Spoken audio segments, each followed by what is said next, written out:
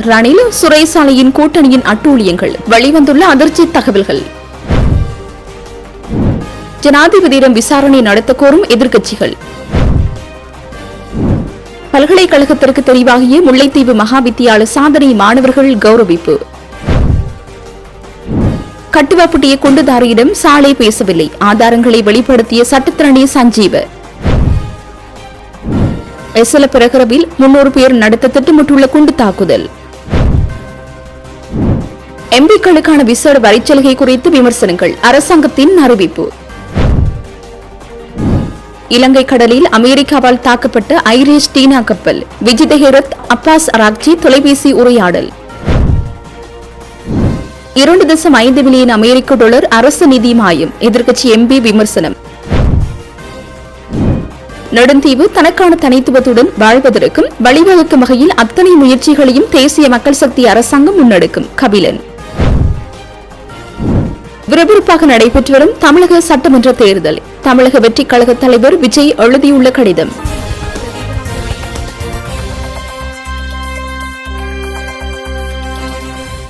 Easter குண்டு தாக்குதல் தொடர்பில் பிரித்தானியாவை தளமாக கொண்டு இயங்கும் சனல் போர் தொலைக்காட்சிக்கு ஹன்சீர் ஆசாத் மௌலானா வழங்கிய கருத்துக்களை ஆதாரமாக கொண்டு ரணில் விக்ரமசிங்கே ஜனாதிபதியாக இருந்த காலத்தில் ஜனாதிபதி விசாரணை ஆணைக்குழு ஒன்றை நியமித்தார். குறித்த விசாரணை ஆணைக்குழுவின் தலைவரை ரணிலுக்கு பிரதிநிதித்தது சுரேசாலை என்ற அதிர்ச்சிக்குள்ளாக்கும் தகவல்களை சுவிட்சர்லாந்தில் இருந்து இயங்கும் இணையதளம் ஒன்று ஆதாரங்களுடன் தகவல் வெளியிட்டுள்ளது. குறித்த ஆணைக்குழு சுரேசாலை ஈஸ்டர் குண்டு தாக்குதலில் சம்பந்தப்பட்டுள்ளாரா என்பதை ஆராய்வதற்காக நியமிக்கப்பட்ட ஆணைக்குழுவின் தலைவரை தெரிவு செய்தது சாலி. அதாவது தனது குற்றங்களை விசாரிப்பதற்கு தானே ஒருவரை நியமிப்பது வேடிக்கையானதாக உள்ளது. ஆணைக்குழுவின் தலைவராக முன்னாள் உச்ச நீதிமன்ற நீதிபதி ஜாக்கி அல்விஸ் சலைவால் சிபாரிசு செய்யப்பட்டு நியமிக்கப்படுகின்றார். கொழும்பு பயங்கரவாத தடுப்பு பிரிவின் அத்தியட்சராக செயற்பட்ட பிரசன்ன அல்விஸின் சகோதரியே நீதிபதி ஜாக்கி அல்விஸ் ஆவார். விடுதலை புலிகளின் சர்வதேச வங்கிகளில் இருந்த பணத்தை சூறையாடுவதற்கு கோட்டாபய மற்றும் சுரேஷ் அளவுக்கு உதவி செய்தவர்தான் பிரசன்ன அல்விஸ். இவர்கள் அனைவரும் ஒரே கூட்டணியைச் சேர்ந்தவராவர். மேலும் இந்த பிரசன்ன அல்விஸின் மனைவி பிரதி போலீஸ் மாதிபர், அதாவது சுரேஷ் சாலையுடன்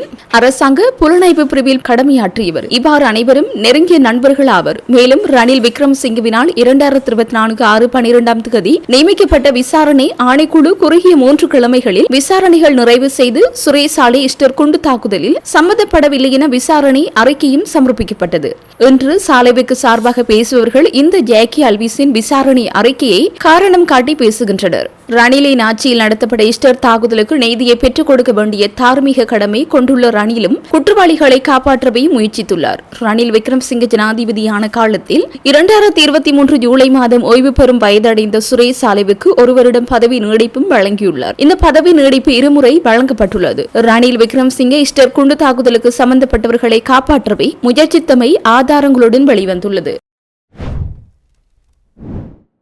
சர்ச்சைக்குரிய கொள்கலன் விடுவிப்பு விவகாரம் தொடர்பில் ஜனாதிபதி அனுரகுமார திசாநாயக்கவிடம் விசாரணை நடத்தப்பட வேண்டும் என எதிர்க்கட்சிகள் கோரிக்கை விடுத்துள்ளன. கொழும்பு துறைமுகத்தில் கட்டாய பௌதீக பரிசோதனை இன்றி 323 கொள்கலன்கள் விடுவிக்கப்பட்ட சம்பவம் தொடர்பாக விசாரணை நடத்தும் பாராளுமன்ற குழுவில் உள்ள எதிர்க்கட்சி உறுப்பினர்கள் இந்த கோரிக்கையை விடுத்துள்ளனர். உயர்மட்ட அதிகாரிகளை சாட்சியம் வழங்க அழைக்க வேண்டும் என குறித்த நாடாளுமன்ற உறுப்பினர்கள் அதிகாரப்பூர்வமாக கோரிக்கை விடுத்துள்ளனர். இந்த குழு சம்பந்தப்பட்ட கொள்கலன் பரிசோதனை இன்றி விடுவிக்கப்பட்ட சூழ்நிலைகளை ஆய்வு செய்து தனது கண்டறிதல்கள், பரிந்துரைகள் மற்றும் முன்மொழிவுகளை சமர்ப்பிக்க பொறுப்பளிக்கப்பட்டுள்ளது. எதிர்க்கட்சி நாடாளுமன்ற உறுப்பினர்கள் சமர்ப்பித்த எழுத்து முன்மொழிவில் நிதி, திட்டமிடல் மற்றும் பொருளாதார அபிவிருத்தி அமைச்சராக உள்ள அனுரகுமார திசாநாயக்கவை சாட்சியம் அழைக்க வேண்டும் என்று வலியுறுத்தப்பட்டுள்ளது. மேலும் சம்பவம் நடைபெற்ற காலப்பகுதியில் துறைமுக அமைச்சராக இருந்த பிமல் ரத்நாயக்க மற்றும் அப்போது துணை துறைமுக அமைச்சராக இருந்த ஜனிதுருவன் கொடித்துவக் ஆகியோரும் அழைக்கப்பட வேண்டும் என்று கோரப்பட்டுள்ளது. அதேபோல் அந்நேரத்தில் நிதியமைச்சின் செயலாளராக இருந்த அதிகாரியிடமிருந்தும் சாட்சியம் பெற வேண்டும் என எதிர்க்கட்சி தெரிவித்துள்ளது.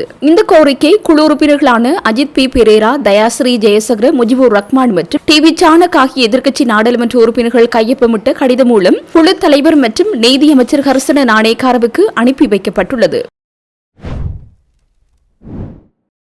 முல்லைத்தீவு மகா வித்தியாலய மாணவர்கள் 31 பேர் கடந்த உயர்தர பரீட்சையில் சிறந்த பொறுப்பேற்றினை பெற்று பல்கலைக்கழகத்திற்கு தெரிவாகியுள்ளனர். இவர்களை கௌரவிக்கும் நிகழ்வு முல்லைத்தீவு மகா வித்தியாலயத்தின் பழைய மாணவர்களின் ஏற்பாட்டிலும் அனுசரணையிலும் வித்தியாலயத்தின் அதிபர் திரு மோகனஜீவன் தலைமையில் நேற்றைய தினம் காலை 8 மணிக்கு முல்லைத்தீவு மகா வித்தியாலயத்தில் நடைபெற்றது. குறித்த நிகழ்வில் பிரதம விருந்தினராக முல்லை வலய கல்வி பணிப்பாளர் திரு தமிழ்மாறன் அவர்கள் கலந்து சிறப்பித்தார். கடந்த உயர்தர பொறுப்பேற்றில் முல்லைத்தீவு மகா வித்தியாலய மாணவி மிஸ்ராஜ் நிதா பாத்திமா விஞ்ஞான பிரிவில் தேசிய ரீதியில் அதிவிசேட சித்தியும் மாவட்ட ரீதியில் முதல் நிலையும் பெற்று வரலாற்று சாதனையை நிலைநாட்டியுள்ளார். அதேபோல் வர்த்தக பிரிவில் அன்றனிட்டா நிரோஜினி என்ற மாணவி மாவட்ட ரீதியில் முதல் நிலையினையும் பெற்று சாதனை படைத்துள்ளார். குறித்த இந்த நிகழ்விற்கு பல்கலைக்கழகத்திற்கு தெரிவு செய்யப்பட்ட மாணவ மாணவிகளுக்கு விருந்தினர்களால் நினைவு சின்னங்கள் வழங்கி கௌரவிக்கப்பட்டதோடு முதல் நிலை பெற்ற மாணவிகள் இருவருக்கும் மக்கள் வங்கி கிளையினால் பணப்பரிசும் வழங்கி வைக்கப்பட்டது. இந்த மாணவர்கள் பல்கலைக்கழகத்திற்கு செல்லும் போது முல்லைத்தீவு மகா வித்தியாலய அனைத்துலக பழைய மாணவர்கள் சங்கத்தினால் நிதியுதவியும் வழங்கப்பட உள்ளமை குறிப்பிடத்தக்கதாகும். இந்த நிகழ்வில் முல்லை வலய பிரதி கல்வி பணிப்பாளர்கள், கோட்டக்கல்வி அதிகாரி, பழைய மாணவ சங்கத்தினர், பாடசாலை அபிவிருத்தி சங்கத்தினர், பெற்றோர்கள், நலன் விரும்பிகள், ஆசிரியர்கள், மாணவர்கள் முதலானோர் கலந்து சிறப்பித்தனர்.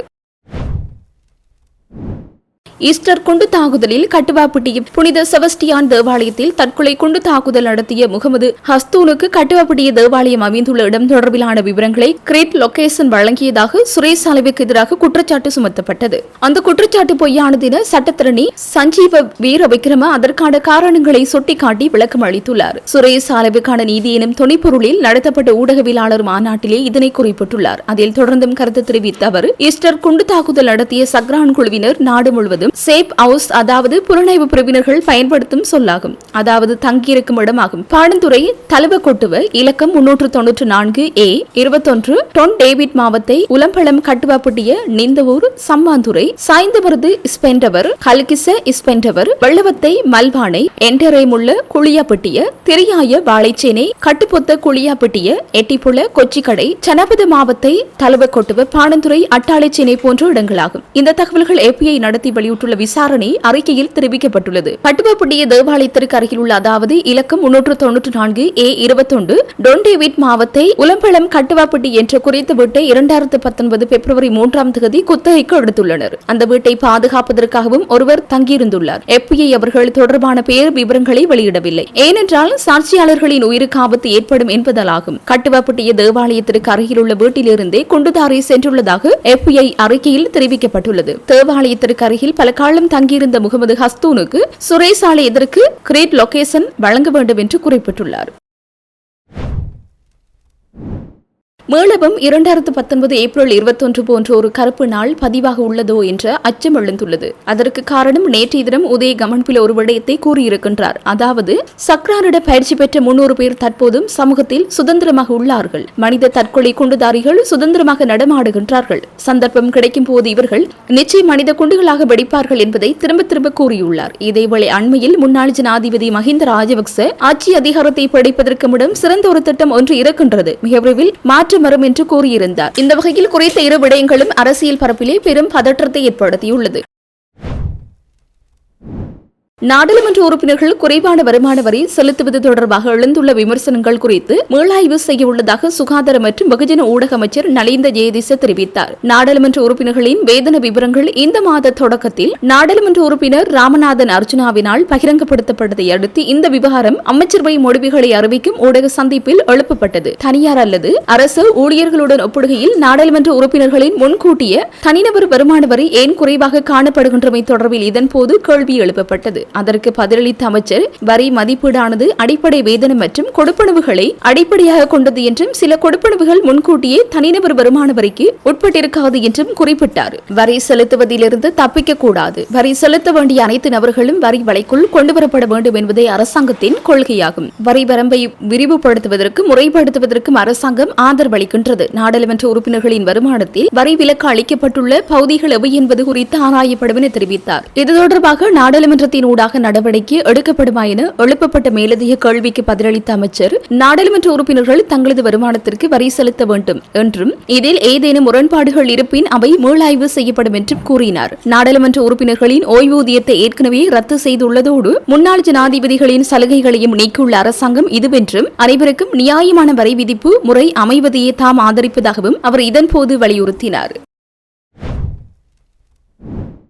வெளியுறவு அமைச்சர் விஜித ஹேரத் ஈரான் வெளியுறவு அமைச்சர் அப்பாஸ் அராக்சியுடன் தொலைபேசி மூலம் உரையாடல் நடத்தினார். இந்த உரையாடலின் போது ஐரிஸ் டீனா கப்பலை மீட்க இலங்கை அரசு மேற்கொண்ட நடவடிக்கைகளுக்கு ஈரான் தனது நன்றியை தெரிவித்துள்ளது. மேலும் கப்பல் குழுவினரும் பிற ஈரானிய கடற்படை வீரர்களும் உடல்களை ஈரானுக்கு அனுப்ப உதவியதற்கும் நன்றி தெரிவிக்கப்பட்டுள்ளது. ஐரிஸ் டீனா கப்பல் மீது அமெரிக்கா நடத்திய தாக்குதல் முன்னெப்போதும் இல்லாத போர்க்குற்றம் என ஈரான் வெளியுறவு அமைச்சர் அப்பாஸ் அராக்சி தெரிவித்துள்ளார். இந்த தாக்குதல் சர்வதேச மனிதாபிமான சட்ட விதிகளையும் 1949 ஜெனீவா உடன்படிக்கைகளையும் கடுமையாக மீறியதாக அவர் குற்றம் சாட்டியுள்ளார். மேலும் இந்த சம்பவத்தை ஈரான் ஒருபோதும் மறக்காது என்றும் சம்பந்தப்பட்டவர்களை நீதி முன் நிறுத்த அனைத்து சட்ட மற்றும் அரசியல் வழிமுறைகளையும் பயன்படுத்தும் என்றும் அவர் வலியுறுத்தியுள்ளார். இதேவேளை இரு அமைச்சர்களும் இருதரப்பு உறவுகள் மற்றும் பிராந்திய நிலவரங்கள் குறித்தும் கலந்துரையாடியதாக இலங்கையில் உள்ள ஈரானிய தூதரகம் வெளியிட்ட அறிக்கையில் தெரிவிக்கப்பட்டுள்ளது. இலங்கையின் வெளிநாட்டு கடன் தவணைக்காக ஒதுக்கப்பட்ட 2.5 மில்லியன் அமெரிக்க டாலர் நிதி மாயமானது தொடர்பில் எதிர்க்கட்சி நாடாளுமன்ற உறுப்பினர் ஹர்சடி சில்வா கருத்து வெளியிட்டுள்ளார். இந்த நிதி உரிய கடன் வழங்குனரை சென்றடையாத நிலையில் இலங்கை தொழில்நுட்ப ரீதியாக மீண்டும் ஒரு கடன் தவணையை செலுத்த தவறிய நாடாக மாறியுள்ளதா என அவர் கேள்வி எழுப்பியுள்ளார். இறையாண்மை கடன் முகாமைத்துவ பணிகள் இலங்கை மத்திய வங்கியிடமிருந்து திரைசேரியின் அரச கடன் முகாமைத்துவ அலுவலகத்திற்கு மாற்றப்பட்ட போதே தாம் எச்சரித்ததாக ஹர்சடி சில்வா சுட்டிக்காட்டியுள்ளார். உலகளாவிய நிதி சந்தைகளுக்கு கையாள்வதற்கு தகுதியான மற்றும் அனுபவம் வாய்ந்த நிபுணர்களை நியமிக்குமாறு அரச நிதி பற்றிய குழு வலியுறுத்தியும் திரைசேரி அதனை பொருட்படுத்தவில்லை என அவர் குற்றம் சாட்டினார். குறித்த வெளிநாட்டு தரப்பிற்கு 5 கடன் தவணைகள் கிடைக்கவில்லை என தெரியவந்துள்ளதாக குறிப்பிட்டுள்ள அவர் இது வெறும் கவனக்குறைவல்ல, ஒரு பாரிய நிர்வாக தோல்வி என கூறியுள்ளார். பொது நிதியை கையாள்வதில் நாடாளுமன்றத்திற்கே அரசியலமைப்பு ரீதியான பொறுப்பு உள்ளது என்றும் குற்றம் சுமத்தியுள்ளார். இதனை ஒரு அரசியல் பிரச்சனையாக பார்க்காமல் மக்களின் நம்பிக்கையை மீண்டும் கட்டியெழுப்ப உடனடியாக பொறுப்பு குரல் மற்றும் உரிய நடவடிக்கை எடுக்கப்பட வேண்டும் என்றும் அவர் வலியுறுத்தியுள்ளார். நெடுந்தீவு தனக்கான தனித்துவத்துடன் வாழ்வதற்கு வழிவகுக்கும் வகையில் அத்தனை முயற்சிகளையும் தேசிய மக்கள் சக்தி அரசாங்கம் முன்னெடுக்கும் என்று யாழ் மாவட்ட ஒருங்கிணைப்பு குழு தலைவரின் இணைப்பாளரும் யாழ் மாநகர சபை உறுப்பினருமான கபிலன் தெரிவித்தார். போக்குவரத்து நெடுஞ்சாலைகள் மற்றும் நகர அபிவிருத்தி அமைச்சின் ஊடாக 984.73 மில்லியன் ரூபாய் மதிப்பில் குறிகட்டுவான் இறங்குதுறை புனரமைப்பின் 2வது கட்ட பணிகள் நேற்றைய தினம் அமைச்சர் பிமல் ரத்நாயக்க தலைமையில் ஆரம்பிக்கப்பட்டது. இந்த நிகழ்வில் கலந்து கொண்டு மக்கள் மத்தியில் உரையாற்றும் போதே அவர் இவ்வாறு தெரிவித்தார். அவர் மேலும் தெரிவிக்கையில் யாழ்ப்பாணத்தில் உள்ள அத்தனை தீவுகளையும் மையப்படுத்தியதாக போக்குவரத்து அபிவிருத்தி இடம்பெறும் தேசிய மக்கள் சக்தி என்ற மக்கள் அரசாங்கமானது வடக்கு அபிவிருத்தியில் அதிக கரிசனை காட்டி வருகின்றது. கடந்த காலங்களை விடவும் வடக்கு அபிவிருத்திக்கு அதிக நிதி ஒதுக்கப்படுகின்றது. குறிப்பாக வடக்கு அபிவிருத்தி திணைக்களத்திற்கு முக்கியத்துவம் வழங்கி நிதி ஒதுக்கீடு செய்யப்பட்டுள்ளது. வீதி அபிவிருத்தி அதிகார சபை ஊடாகவும் வடக்குக்கு நிதி ஒதுக்கப்பட்டுள்ளது. நெடுந்தீவு என்பது மூலிகைகளை கொண்ட ஒரு தீவாகும். எனவே இங்கு ஒரு மூலிகை கிராமம் ஒன்றை அமைப்பதற்கும் திட்டமிடப்பட்டுள்ளது. நெடுந்தீவு ஒரு மீன்பிடி துறைமுக கிராமம். அங்கு மீன்பிடித்துறை அமைக்குமாறு கோரப்பட்டுள்ளது. விளையாட்டு அபிவிருத்திக்காகவும் நிதி கோரி திட்டம் சமர்ப்பிக்கப்பட்டுள்ளது. நெடுந்தீவில் நெல் உற்பத்தி மற்றும் தானிய உற்பத்தியில் வீழ்ச்சி அடைந்துள்ளது. கிணறுகள் மக்கள் பயன்பாட்டிற்குட்படுத்தப்படவில்லை. அவற்றை விடுவிப்பது பற்றி பேசப்படுகின்றது. நெடுந்தீவு தனக்கான தனித்துவத்துடன் வாழ்வதற்கு வழிவகுக்கும் வகையில் அத்தனை முயற்சிகளையும் தேசிய மக்கள் சக்தி அரசாங்கம் முன்னெடுக்கும் என்றார். 2019 ஈஸ்டர் ஞாயிறு தாக்குதல்கள் தொடர்பான விசாரணைகள் ராணுவ புலனாய்வு பணியாளர்களால் சாட்சிகள் அச்சுறுத்தப்பட்டதாக கூறப்படுவதால் கடுமையான தடைகளை சந்தித்து வருவதாக மேலதிக சொலிசிட்டர் ஜெனரல் திலீப பீரிஸ் தெரிவித்துள்ளார். நேற்றைய தினம் புதன்கிழமை கொழும்பு கோட்டை நீதிவான் நீதிமன்றத்தில் இதனை தெரிவித்துள்ளார். மேலும் தாக்குதல்கள் நடந்து 8வது ஆண்டு நிறைவுக்கு முன்னர் அனைத்து சதிதாரர்களும் நீதிமன்றத்தின் முன் நிறுத்தப்படுவார்கள் என்று அவர் உறுதியளித்துள்ளார். 2018 வவுனதீவு போலீசார் படுகொலைகள் மற்றும் 2019 சாய்ந்தமருது வெடிப்பு சம்பவம் தொடர்பான விசாரணைகளை திசை திருப்ப முயன்றதாக கூறப்படும் முயற்சிகள் குறித்த வழக்கு விசாரணைக்கு எடுத்துக் கொள்ளப்பட்ட போது நீதிமன்றத்தில் வாக்குமூலம் அளித்த பல சாட்சிகள் தங்கள் சாட்சியங்களை திரும்ப பெறாதவாறு அழுத்தம் கொடுக்கப்படுவதாக பீரிஸ் கூறினார். கடைசி விசாரணைக்கு பிறகு ராணுவ உளவுத்துறை அதிகாரிகள் ஒரு சாட்சியின் வீட்டிற்கு சென்று அவரை மிரட்டியதாக அவர் குற்றம் சாட்டினார். சாட்சியின் இல்லத்தில் ஆயுதங்களை வைப்பதற்கும் மற்றொரு சட்ட அமலாக்க பிரிவு மூலம் அந்த நபரை கைது செய்வதற்கும் திட்டம் தீட்டப்பட்டிருந்ததாக பீரிஸ் மேலும் தெரிவித்தார். இந்த வழக்கு நீதிபதி இசுரு நெத்திகுமார முன்பாக விசாரணைக்கு எடுத்துக் கொள்ளப்பட்டது.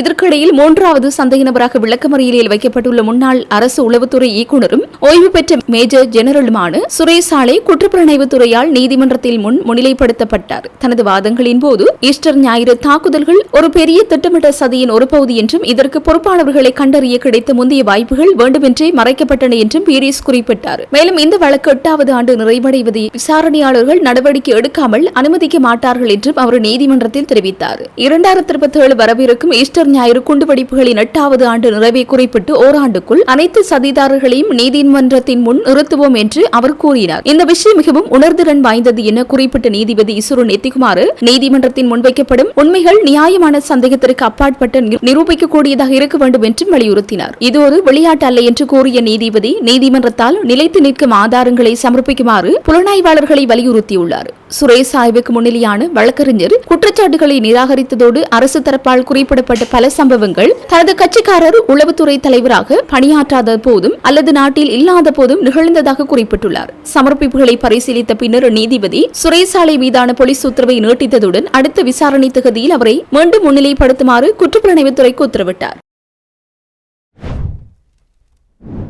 இந்திய சட்டமன்ற தேர்தல் நடைபெற்று வரும் நிலையில் தமிழக வெற்றிக் கழக தலைவருமான விஜய் வாக்குப்பதிவு நேரத்தை 2 மணி நேரம் நீட்டிக்க கோரி தலைமை தேர்தல் ஆணையாளருக்கு கடிதம் எழுதியுள்ளார். பயண இடையூறுகள் காரணமாக தாமதமாக வரும் வாக்காளர்களின் எண்ணிக்கை பெருமளவில் அதிகரித்துள்ளதையும் நீண்ட வரிசைகள் காத்திருக்க வேண்டிய கட்டாயத்தையும் கருத்திற்கொண்டு பாதிக்கப்பட்ட அனைத்து பகுதிகளிலும் வாக்குப்பதிவு இரவு 8 மணி வரை நீட்டிக்கப்பட வேண்டும் என்று அந்த கடிதத்தில் குறிப்பிடப்பட்டுள்ளது. மதிப்பிற்குரிய ஐயா, முழுமையான போக்குவரத்து முடக்கம் குறித்து ஆழ்ந்த கவலையுடனும் சீற்றத்துடனும் உங்களுக்கு எழுதுகின்றேன். சென்னை மற்றும் தமிழ்நாடு முழுவதும் உள்ள பெருநகரங்களிலும் ஆயிரக்கணக்கான வாக்காளர்கள் தங்களுக்கு ஒதுக்கப்பட்ட வாக்குச்சாவடிகளை அடைய பேருந்துகளோ அல்லது பொது போக்குவரத்தோ இல்லாமல் பேருந்து நிலையங்களில் சிக்கி தவிக்கின்றனர். இது ஒரு சிறிய கிராமம் அல்ல, இது அரசின் திட்டமிட்ட தவறான திட்டமிடல் முயற்சியாக தெரிகின்றது. போக்குவரத்து கழகம் மற்றும் நிர்வாகம் இந்திய அரசியலமைப்பின் கீழ் உத்தரவாதம் அளிக்கப்பட்ட வாக்களிக்கும் அடிப்படை உரிமையின் மீதான ஒரு அப்பட்டமான தாக்குதலாகும். தேர்தல் நாளன்று சென்னையின் கோயம்பேடு, கிளாம்பாக்கம் மற்றும் மாதவரம் பேருந்து நிலையங்களிலும் மற்ற இடங்களிலும் உள்ள அதுபோன்ற முனையங்களிலும் காணப்படும் காட்சிகள் ஏற்றுக்கொள்ள